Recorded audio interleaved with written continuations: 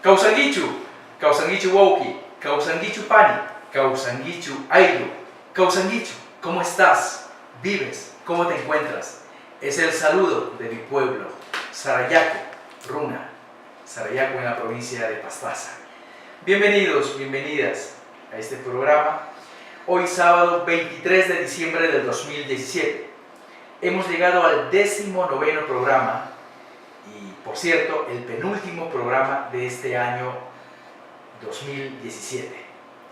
Pues una experiencia maravillosa, donde hemos pasado revista a muchos temas, fundamentalmente políticos. También hemos abordado temas de orden cultural, de orden académico, también temas sociales. Pues estamos aquí gracias a Mauricio. Mauricio es el gerente de la radio por esta oportunidad y quiero también aprovechar para agradecer a mi equipo de trabajo.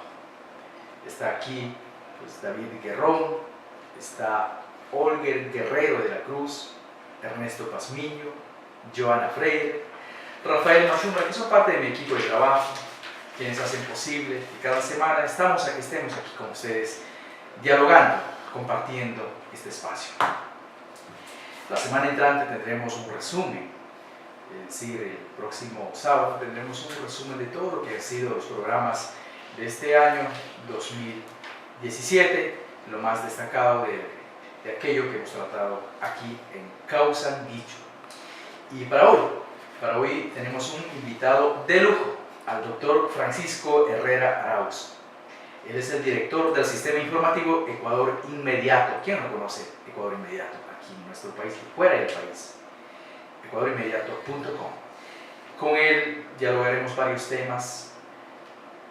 Es uno de los más brillantes analistas que tenemos aquí en el Ecuador sobre la realidad social, económica y política de nuestro país. Vamos a hacer un recorrido también de lo que ha sido este año para nuestro país. Y pues la coyuntura en donde pues, nos encontramos en una situación harto compleja que ya lo comentaremos.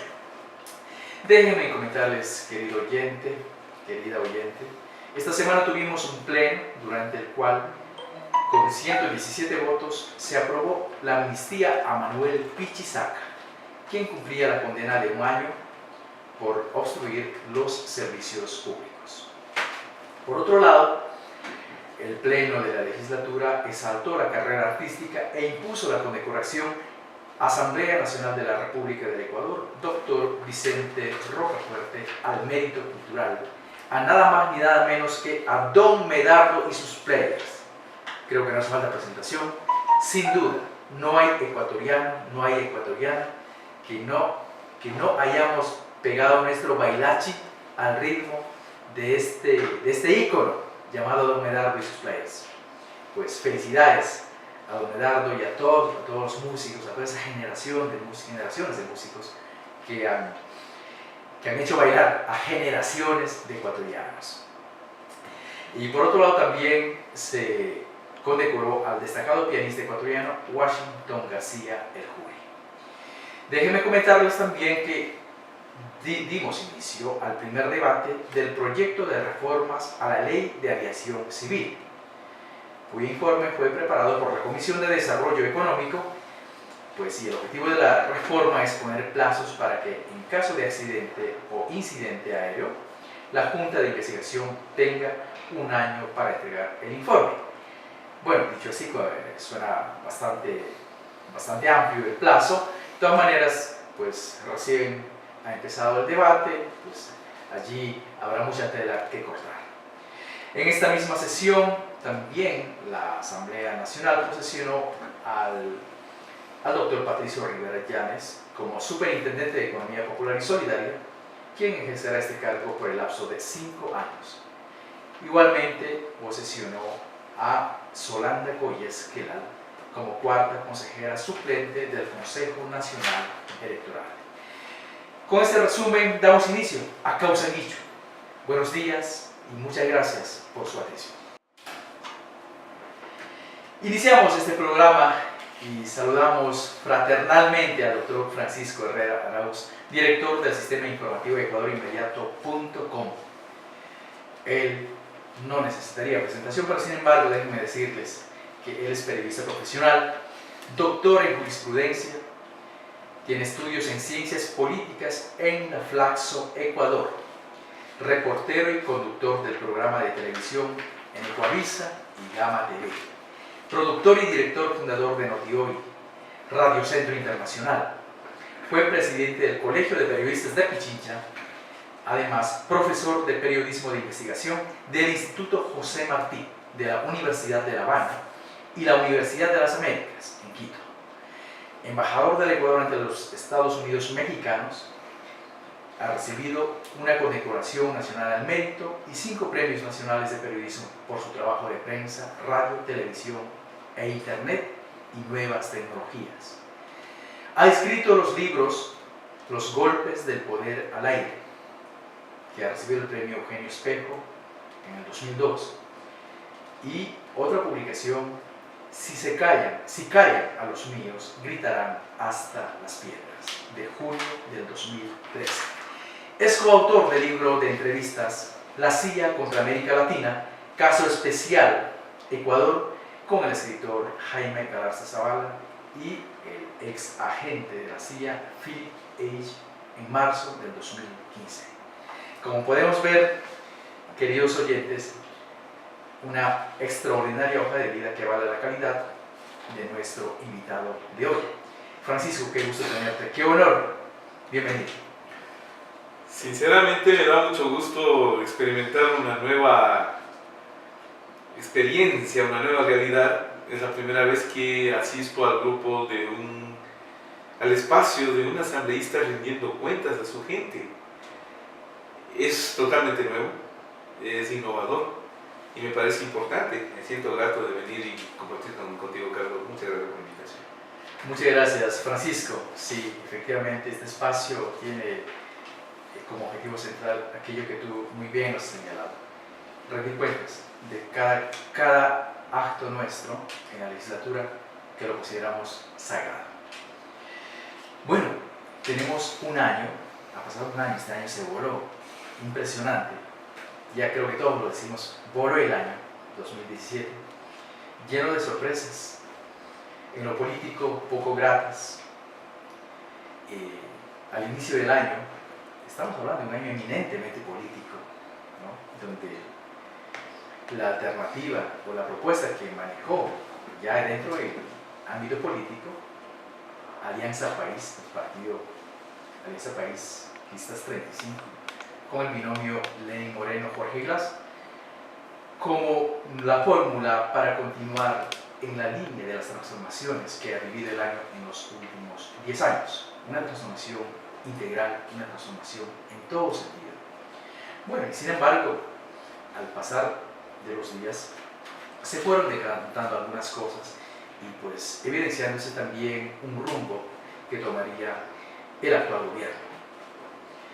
Y de hecho estamos hablando de un gobierno que está liderado por una persona que fue 6 de los 10 años fue vicepresidente y los 4 años restantes estuvo en representación de nuestro país en las Naciones Unidas, con todo el respaldo político, el respaldo obviamente presupuestario del país, del gobierno ecuatoriano en las Naciones Unidas, en esa misión pues, que guarda relación con las personas con discapacidades en el mundo entero.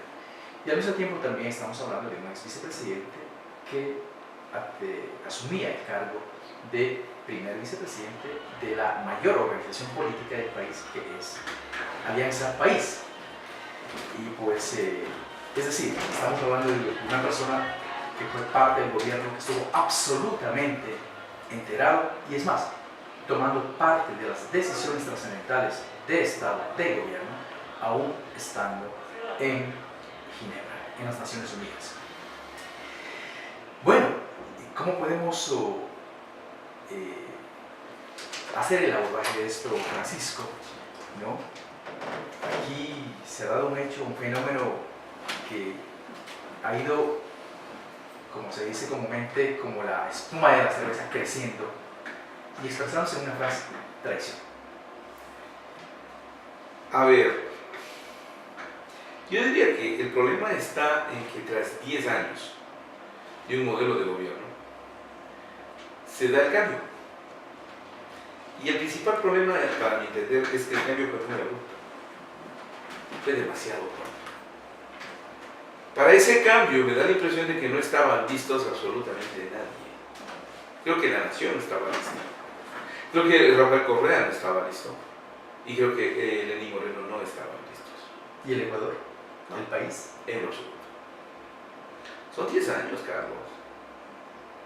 10 años de un esquema que surgió como solución a una grave crisis que soportó el Ecuador al final del siglo pasado y al principio de este. 10 años de un esquema de gobierno, un modelo económico, un sistema político, un proceso social que no se puede borrar de un plumazo. 2, creo que nos acostumbramos a una persona a pretender. Y esa persona, con vicios y virtudes, era esa persona la que era el gobernante. Y a él le habían encomendado el poder en varias ocasiones. No te olvides que gana en 2 o 3 ocasiones el poder, confirmado por el pueblo, ratificado en las urnas, con la más alta legitimidad que puede tenerse.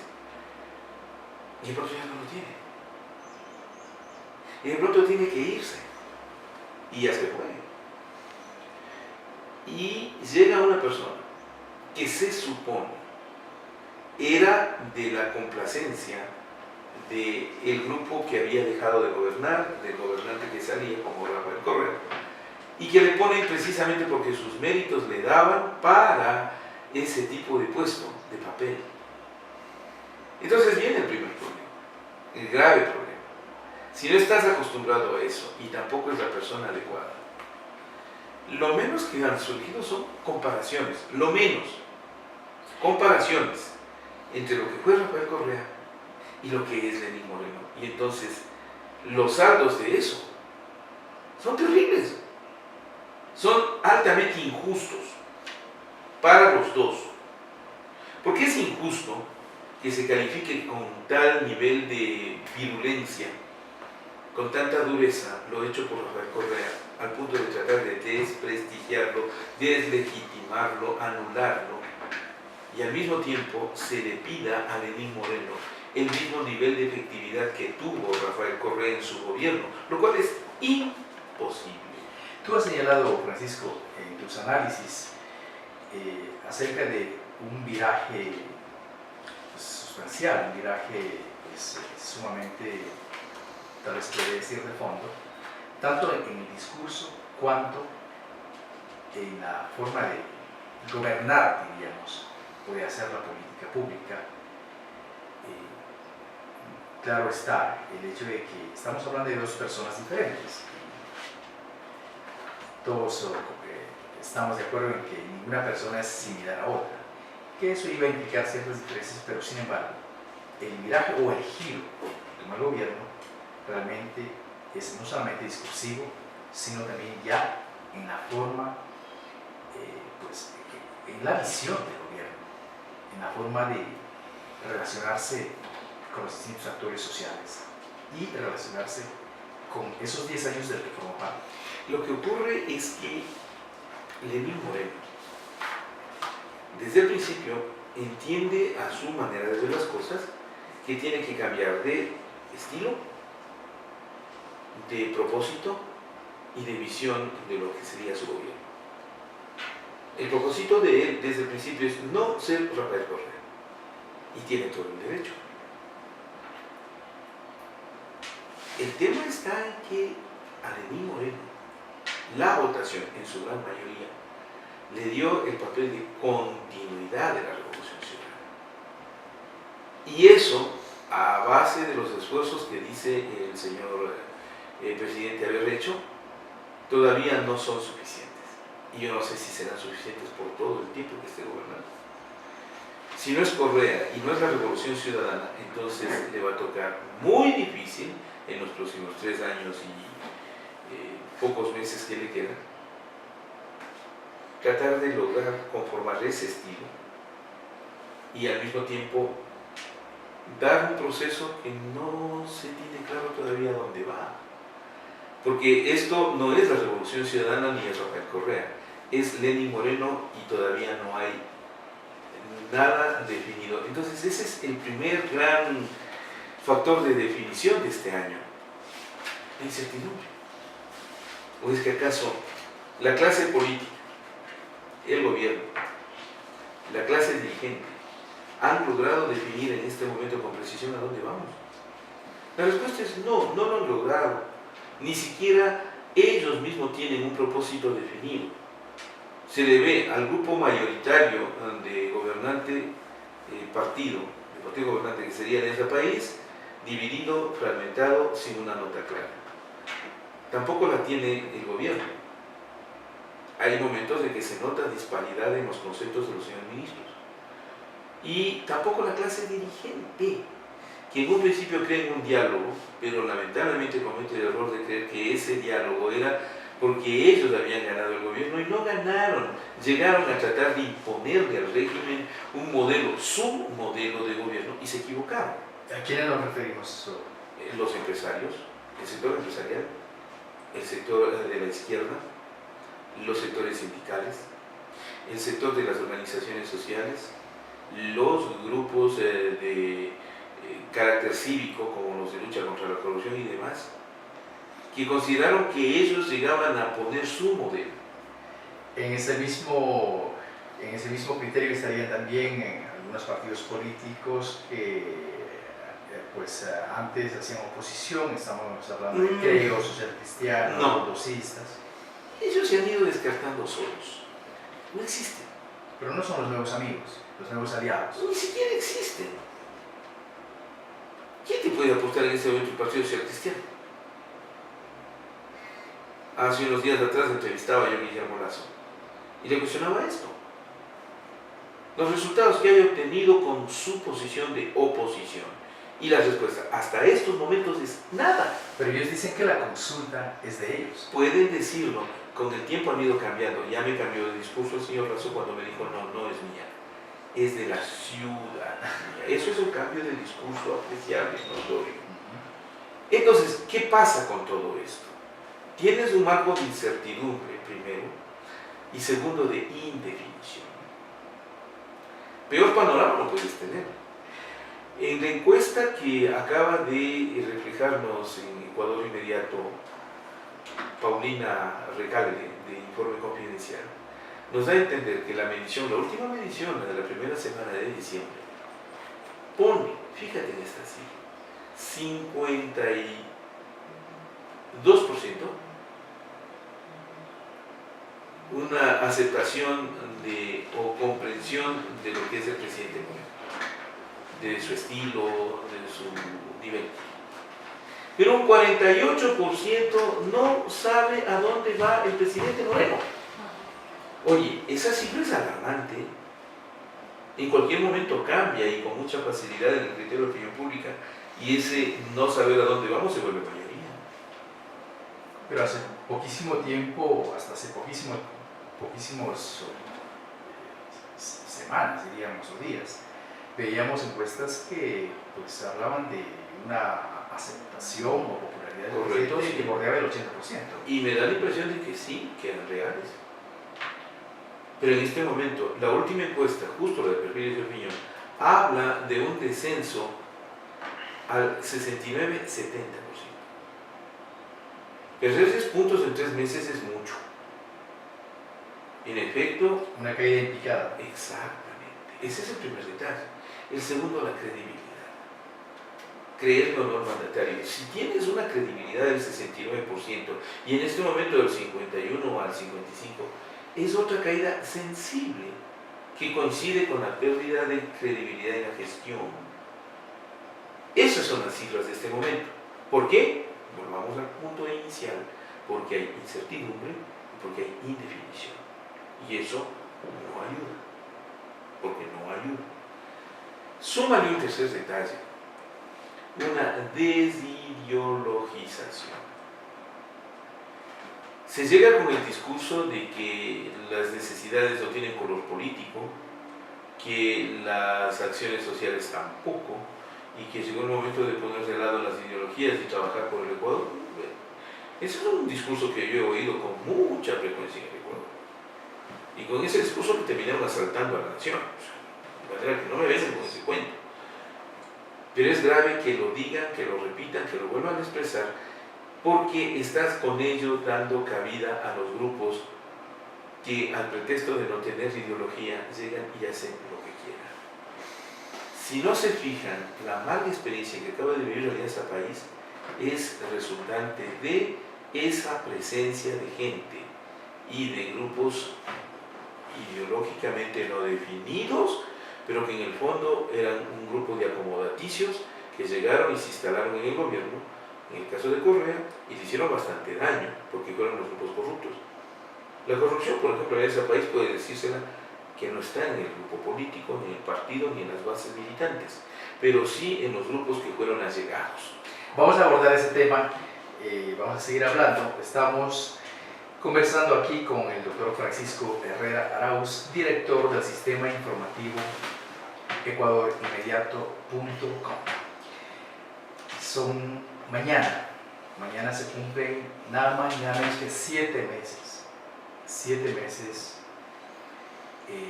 de lo que el expresidente Rafael Correa diría de desgobierno.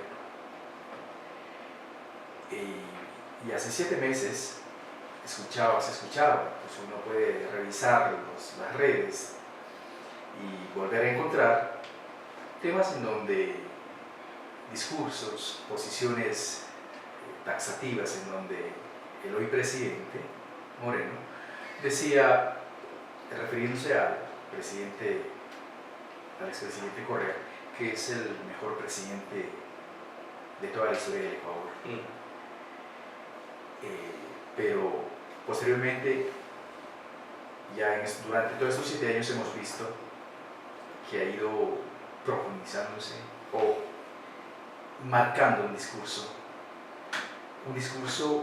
que se coloca en el lado opuesto de esa apreciación de que el presidente Correa es el mejor presidente del mundo o el mejor presidente de la historia, para decir que pues hay una corrupción campeante en estos últimos 10 años y que es, inclusive utilizando un término, espeluznante este cambio. Y evidentemente este discurso de la lucha anticorrupción, que al parecer es el que le ha dado popularidad y puntos al actual presidente, y que ahora tú mismo estás mencionando que está en declive. Bueno, volvemos al tema que abrimos esta conversación. Realmente ocurre lo que dice el criterio popular, de una suerte de viraje, ¿no? Una suerte de traición, pues porque no solamente es en el discurso, entra también el tema del juicio al señor vicepresidente Jorge Glass. A ver, el problema, mira Carlos, es como, yo te conozco a ti poco tiempo, pero te conozco, y la imagen que se tiene de ti es una persona equilibrada, una persona con niveles de comportamiento adecuado. Decente. Exacto. Pero si yo de pronto llego y te encuentro aventando las cosas, golpeando a las personas, alterado, gritando y perdiendo la cabeza, lo menos que puedo pensar es, algo pasó ahí. Y Carlos no es así. Por lo tanto, debe ser algo muy grave como para que Carlos Viteri se comporte de esa manera, ¿verdad? Sería lógico pensarlo. Presumo, por el ejercicio de la profesión y por mis antecedentes como dirigente estudiantil, de conocer hace mucho tiempo atrás a Luis Moreno. Yo conozco un hombre tranquilo, un hombre sereno, un hombre que siempre sobrellevó las cosas, aún dentro de esa izquierda caníbal en la que muchos crecimos, con muy buen nivel. De manera que el actual presidente no es así. Pero entonces hay alguien o alguienes Exactamente. que Da la impresión atrás del gobierno. Da la impresión de que algo presiona al mandatario para que se comporte de esa manera. Porque de la declaratoria al mejor presidente de la historia a ser un ciudadano corrupto, abusivo, ambicioso, de poder, codicioso, la bestia. Algo está pasando ahí. Tómenlo en cuenta, es lo mismo que tu ejemplo. Si tú te comportas de manera inadecuada, es algo le pasó a Carlos Viteri. Bueno, algo le está pasando al presidente Moreno. No me preguntes qué, no lo sé, no estoy ni de lejos cerca del mandatario. No he tratado tampoco de mantener ningún tipo de conversación o diálogo que no sea periodístico, eso sí, he pedido una entrevista. Pero yo entiendo muy fácilmente que no es posible darla a este instante. Habrá ocasión, ojalá. Pero ese detalle, y ahí te topo el tema de la traición, se da porque el presidente se comporta de manera desconocida, no digo inadecuada, sino desconocida. Y lo otro porque él establece la diferencia con Rafael Correa. Y da la casualidad de que los votantes, en buena medida, votaron por Lenín Moreno, inspirados, señalados, teniendo como referente el modelo como la persona de Rafael Correa. Si Lenín Moreno decidió romper el molde y salirse del mismo, lo menos que le van a decir es lo que le están diciendo ahora, eso de la traición. Pero sin duda alguna marca una especie de situación crítica. ¿En qué sentido? En que el presidente de la República no sé si pueda llegar a ese extremo de romper el cordón umbilical de la relación con Rafael Correa sin que le cueste. A propósito de extremos, la oposición política, aquellos sectores que hicieron una oposición fuerte, radical diría yo, en los 10 años de la Revolución Ciudadana, al mismo Rafael Correa, bueno, le catalogó al expresidente como un dictador. Le hemos escuchado al inicio del actual gobierno pues, proclamas insistentes acerca del respeto de la independencia de las funciones, del respeto del Estado de Derecho, pero sin embargo, igualmente, al mismo mandatario le hemos escuchado en más de una ocasión, por ejemplo, emitir mensajes que claramente significan una suerte de presión. Por ejemplo, cuando todavía no iniciaba el proceso. Dos concretamente, Corte Constitucional y Consejo Nacional. Corte Constitucional y Consejo Nacional Electoral. La Corte Suprema o la Corte de Justicia. Corte de Justicia, ¿ya? Entonces, y la presión o los mensajes a la Corte de Justicia empezaba cuando mencionó aquello refiriéndose al vicepresidente, que los dedos cada vez más apuntan hacia usted. Y se refiere a Jorge Glass. Y que no deja de ser un mensaje para la administración de justicia. Ahí... Pero por otro lado, permíteme redondear la pregunta, porque por otro lado, tonos amenazantes, demandando el dictamen favorable a las 7 preguntas de la consulta de la Corte Constitucional. Ya sabemos cuál ha sido, en qué devino luego el comportamiento de la Corte Constitucional y lo propio, el bypaseo de la Corte Constitucional para enviar las preguntas o el decreto para la consulta al CNE, que inmediatamente operó con la designación de un nuevo presidente, en este caso presidenta, y una nueva mayoría que dio paso a ese pedido. A ver. Pero ya estamos hablando de una injerencia, estamos hablando de una contradicción.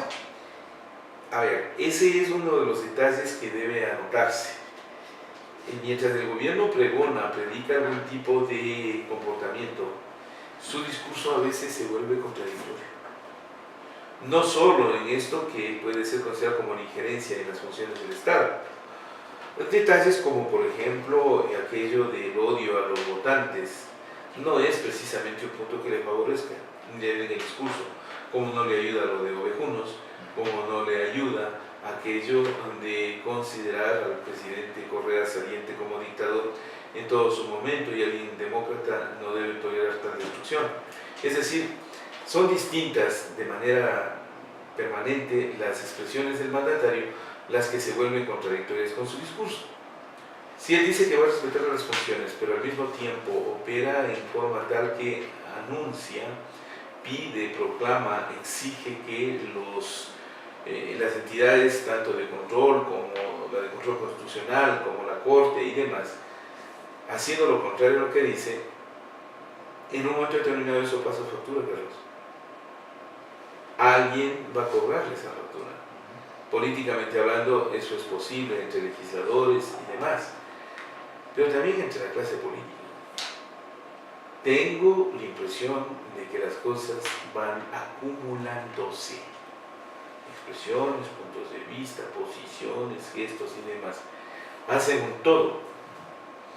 Incomprensible e indefinido. Volvamos a esos dos términos, pero al mismo tiempo que ya le marcan al presidente Moreno diciendo, él es así. Es contradictorio. Y es una primera gran definición a él. Es contradictorio. Referirnos al tema de Jorge Glass es solamente para preguntarse por qué tanta insania en contra del caballero. Porque va quedando, con todo el procedimiento, una imagen, una percepción de que es todo contra Glass. Le acaban de negar este día jueves la posibilidad de una declaración de suspensión de la sentencia dictada en su contra, y es otra medida más en contra de Glass. Y Glass maneja un discurso que es demoledor. ¿Qué prueba han presentado en su contra? Y no hay respuesta. No hay respuesta. Mira que hasta los más tenaces opositores, y yo los he entrevistado, no me dan una respuesta. La pregunta, la mía es mucho más cruel. Y además son críticos. Claro, o sea, ¿de qué le acusan a Glass? Dígame de qué le acusan a Glass, porque en realidad él manifiesta, no hay pruebas. Ya, pero ¿de qué le acusaron? Y tampoco tienes una definición. Entonces, un país que seguía así por intenciones de un medio de comunicación o por algún tipo de concepto, quizás no ayuda, no anda, no camina. Tú acabas de tocar un tema que justamente coincide con aquello que quería consultarte. Medios de comunicación. A ver, una de las medidas que realmente llamó la atención, sobre todo a la militancia de la mesa, y creo que a la sociedad en su conjunto, fue ese viraje también respecto del manejo de los medios públicos, ¿no? Que sin pretender decir que son los medios perfectos, ¿no? Pero el concepto de lo público sin duda es algo que un avance en estos 10 años.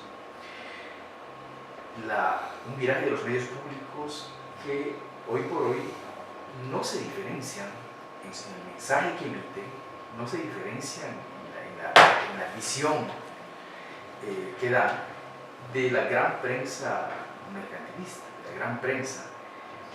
Y al parecer, pues establecieron, no sé si hay algún pacto allí, un blindaje impresionante alrededor del Ejecutivo. Y allí se puede señalar también otro elemento donde los medios públicos pasan a ser liderados por un señor que aparece señalado en los Wikileaks como informante de los Estados Unidos.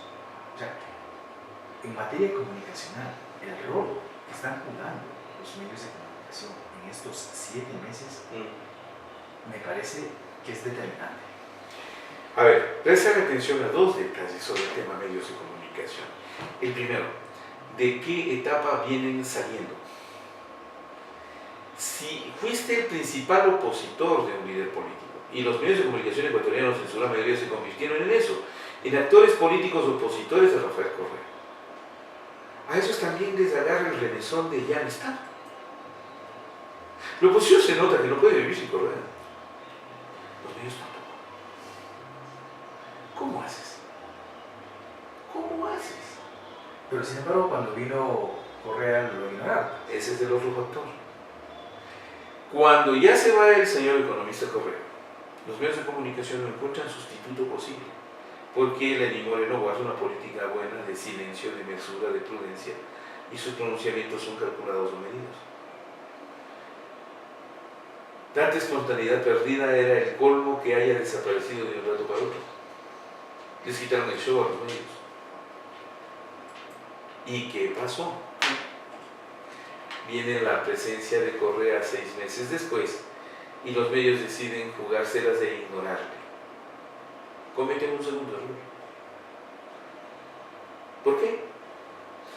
Mira, es muy simple. Los medios de comunicación ya no pueden ser lo que son o lo que eran por la presencia de los medios de comunicación digitales, la alternatividad en los medios digitales.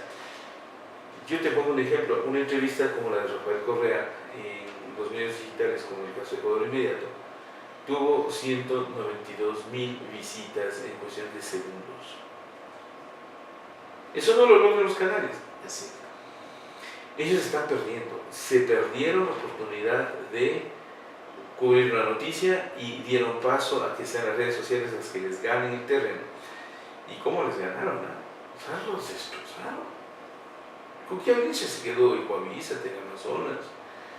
No te van a mostrar los ratings de audiencia, pero es evidente que la mayoría nos volcamos a ver cómo venía Correa. Así es. ¿Cuál es su próximo papel? Cuestionarle, conversar conmigo mismo. La conversación de 1 hora y media, pero te da a entender de que ahí hay un producto comunicacional que los medios de comunicación no están sabiendo manejarlo. Y por haberse callado, perdieron audiencia, perdieron lecturabilidad, perdieron presencia del público en esos medios, porque encontró en las redes sociales mucho de lo que buscaba. Y los medios se quedaron un tanto parados o semejantemente. Ahora, mañana, 24 de diciembre, se cumple pues 7 meses. Y es algo en que yo siempre hago énfasis, mi querido Francisco. 7 meses ya del nuevo gobierno de Lenín Moreno. Y las inquietudes, las preocupaciones son crecientes a nivel de la sociedad. ¿Qué pasó con las obras que se ofrecieron en campaña? ¿Qué pasó con el plan de gobierno que se mencionó? Y para citar, qué sé yo, muy puntualmente, estamos hablando de un plan en 4 años de alrededor de 325,000 casas, ¿no? Viviendas. Estamos hablando de la oferta de crear alrededor de 40 universidades técnicas, de crear un programa de emprendimiento juvenil con préstamos de $15,000 para que los jóvenes empiecen pues, a crear sus empresas, de pues, incremento del bono de desarrollo humano de $50 a 150, el crecimiento de las plazas del empleo y la productividad. Y la preocupación a nivel de distintos sectores de la sociedad es que se prioriza un manejo eminentemente político, de disputa política, ¿no? En base a este llamado de diálogo que también pues, no se puede visualizar claramente los objetivos, la temática, los resultados deseados, pero ¿y las obras?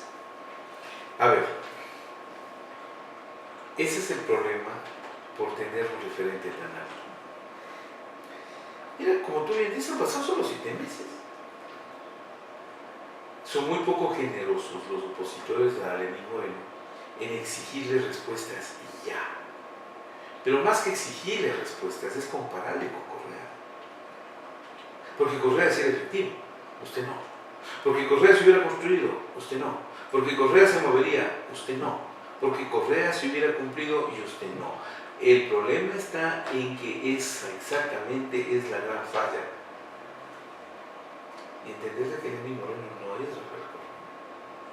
Primero. Y segundo, entender que él no puede diferenciarse tan fácilmente del manejo de un Estado poniendo de lado a quien fuera su mentor y tutor, que es Rafael Correa. Va a ser muy difícil y por lo tanto la gente siempre va a establecer comparaciones. Grave hecho, comparaciones, Carlos, que muchas veces no perdonan. Muchas veces no perdonan. Ándate más lejos. ¿Qué sentido tiene para quienes en este momento exigen tanto del presidente Moreno si saben en realidad que no les podrá cumplir? Por cuestión de tiempo. No es otro factor en este juego. La voluntad política existe, tiene que cumplir además con su proyecto de gobierno, sino más bien el tiempo que ha pasado es demasiado corto, aun cuando a muchos se les haga demasiado largo, pero en el fondo son 7 meses comparado con el tiempo que tiene, se supone, para el próximo nivel de gobierno, que serían los 4 años, el próximo periodo. Y entonces vuelve a aparecernos ese fenómeno que lo hablamos hace un instante, el de la indefinición, el que la gente no sepa a dónde va. Eso es lo grave, porque las obras se pueden hacer, pero si no tienes un rumbo fijo y el gobierno está dando esa imagen de incumplimiento de obras y al mismo tiempo de carencia de rumbo, esa no es la mejor combinación, Carlos Viteri. No es la mejor combinación, te lo aseguro. Puede ser sinónimo de fracaso. Si es que sigues con esa incapacidad de concebir un futuro inmediato, mediato o a largo plazo. Varios analistas coinciden en el hecho de que hoy por hoy la principal prioridad o la prioridad del gobierno es hacer las cosas en el discurso y en los pasos que da para garantizar el triunfo del sí en la consulta popular. No, hace unos días atrás visitó el Fondo Monetario Internacional, hace mucho tiempo no lo había hecho, durante todos los últimos 10 años, la visita del Fondo Monetario Internacional, y pues los analistas mencionan que hay medidas de carácter económico que el gobierno debería haber tomado. Dicho de otra manera, lo que comúnmente en el pueblo conocemos como paquetazo, que debería haber tomado, pero que no solo toma, porque de otra manera los ciudadanos reaccionarían de diferente manera y no necesariamente apoyarían al sí en la consulta popular, y que la real política del gobierno se va a ver después de la consulta popular, que después de la consulta popular inclusive se prepararía un paquetazo. ¿Qué opinas al respecto? Yo empezaría por preguntar, Carlos, ¿te has puesto a pensar si es necesaria la consulta? Personalmente, para mí no. Ya, yo he escuchado esa respuesta tuya y mucha gente. Entonces es algo que yo veo que el gobierno no consideró, que probablemente para muchos no es necesaria la consulta. O sea, si el gobierno está pensando en que ganada la consulta puede tener carta blanca para una serie de decisiones políticas, creo que está apuntando a un error. Una buena proporción nos preguntamos si esta consulta es necesaria. Que no me importa que gane el sí o el no. Simplemente no es necesaria. Que no me importan los efectos que se tengan, porque de alguna manera eso los voy a imponer como gobierno. Es un error. Pero y además en términos prácticos, Francisco, es lo que llaman los abogados inoficiosa la consulta, es innecesaria. No porque los temas no sean inaplicable. Y también Inaplicable. Porque de las 7 preguntas, 2, la gran mayoría constitucionalistas han coincidido en que son inconstitucionales. 2 de las 7 preguntas. 5 preguntas, tranquilamente, pueden ser canalizadas. Los unos a través de la Asamblea Nacional y otros por decreto del presidente. Ya. El problema está en que esa consulta se convierte en una especie de derivación.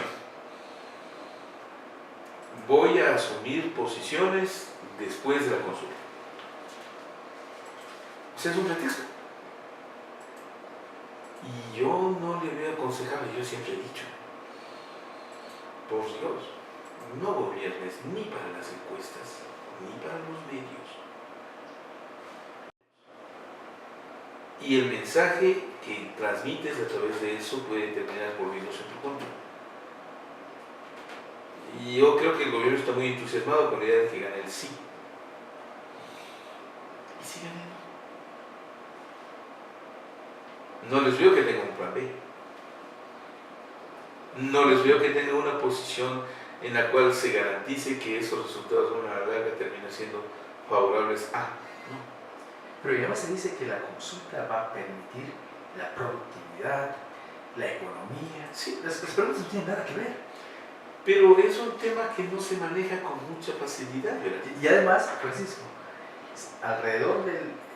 Por ahí hay una cierta encuesta de base de datos que menciona pues, de que un 70% estaría votando por el sí, pero resulta que un porcentaje similar no conoce los contenidos de las preguntas. Yo he criticado siempre esto. He visto muchas veces a los sectores de la clase política manejar las encuestas a su antojo e interpretación. O sea, lo que ellos interpretan de las encuestas, esa es la realidad. Y muchas veces se topan con la piedra en los dientes porque esa no es la realidad. Vuelvo al punto base de esta pregunta. Necesitamos de consulta. No está postergando demasiado el gobierno la toma de medidas de las que no habla con ninguna facilidad, como por ejemplo el caso concreto de la economía. No es discutible, no es conversable, solo se van a adoptar medidas y punto. ¿No que hay que consultar de todo el pueblo? También es un error eso. Así es. Así es, porque no podrías consultar al pueblo si instauramos la pena de muerte cuando nuestra constitución no lo permite y los acuerdos internacionales del Ecuador están en contra de la pena de muerte. Entonces, Carlos, tú tienes un proceso en el cual debes dimensionar con precisión qué vas a obtener de la encuesta, de la consulta, del referéndum o del llamado al pueblo. ¿Qué?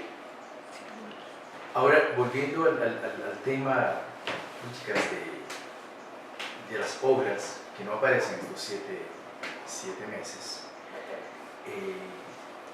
¿nos da algún mensaje la visita del Fondo Monetario Internacional, de cuyo papel ya los que tenemos algunos añitos recordamos perfectamente lo que pasaba en la década de los 90, 2000? Claro, ahí no sabes para qué vinieron.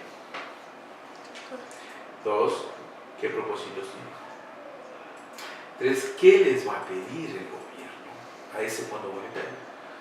No hay respuesta. Vuelvo de nuevo, incertidumbre, indefinición. ¿Qué viene a ser el Fondo Monetario? Bueno, pues todavía ni lo sabemos. Por supuesto que tenemos todo el derecho de cuestionar, pero también la pregunta es el régimen ¿para qué? ¿Para qué? ¿Para qué? ¿Para qué? Ahora el tema se vuelve más complejo, Francisco, cuando pues hace unos días escuchamos una grabación que dicen que se filtró, en donde el ex secretario de la presidencia, el señor Mangas, pues, hace una serie de afirmaciones, ¿no? En el sentido de que el objetivo, el propósito del diálogo, que es para que la gente se sienta escuchados, pero que sin embargo no se va a saber, ¿no? Y este último hecho se sumó a lo que días antes el señor prefecto de Pichincha Baropa mencionó, en el sentido de que bueno, no se iba a ganar las elecciones y tuvieron que pactar como rodosistas y sociocristianos. Mira, es grave lo que dijo el señor Manga solo por una razón, porque le dejó al gobierno con demasiados interrogantes. La gente duda del diálogo, la gente duda de que ganaron las elecciones, la gente duda de que la Comisión Anticorrupción sea real, la gente duda de que existen elementos de ayuda a Correa y demás. El problema, ¿sabes cuál es ahí? El silencio. Cuando el gobierno, el presidente, debería salir y explicar todas y cada una de las expresiones del señor Bancas. Pero si no, se va a meter en un terreno pantanoso. ¿Eso se resuelve o es la salida adecuada el haber separado al secretario y está listo resuelve el tema? No. No si no explicas. Es que, Carlos, tienes que explicar. Tienes que explicar lo que pasó. Ahora, con todo esto que hemos venido ya conversando aquí, Francisco, ¿no? Pues, lo que podríamos denominar, y que inclusive ya se menciona con mucha fuerza, metida de mano en la justicia, injerencia en la Corte Constitucional, injerencia en el CNI. ¿Vivimos un estado de facto? ¿Estamos en un estado de facto? No, pero hay amenazas. No, yo creo que no, pero hay amenazas. Y que no es válido que prosperen. O sea, no es válido que prosperen los llamados de atención del presidente a la Corte de Justicia o a la Corte Constitucional. No, no es válido. No todavía, pero me preocupa que prosperen. Y eso es grave. Y en esas circunstancias, ¿qué podemos hacer? Una posible asamblea constituyente podría ser una salida de... No. Parecer una suerte de embrague. Claro, a muchos les gustaría volver a una asamblea constituyente. No es demasiado pronto. Solo dejar el tema. No es demasiado pronto.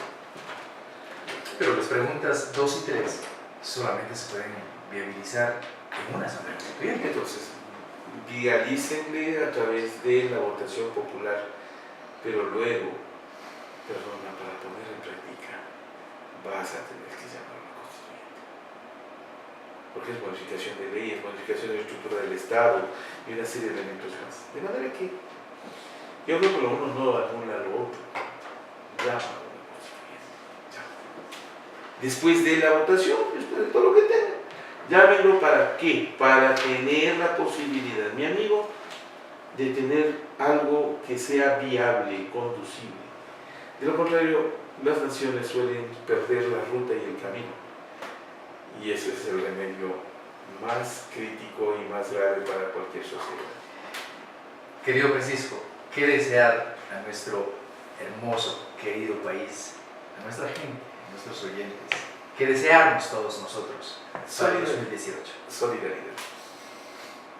Si somos capaces de ser solidarios, somos todos. Solidaridad en este momento, en este instante en el que más espiritualidad sienta, sea solidario con usted mismo, con los demás, con sus circunstancias, sea solidario con la nación. Es el mejor de los deseos.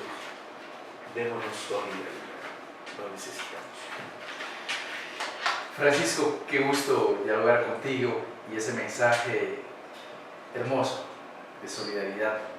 Hemos dialogado con el doctor Francisco Herrera Arauz, director del Sistema Informativo Ecuador Inmediato, en este programa penúltimo de este año, Causa Nicho.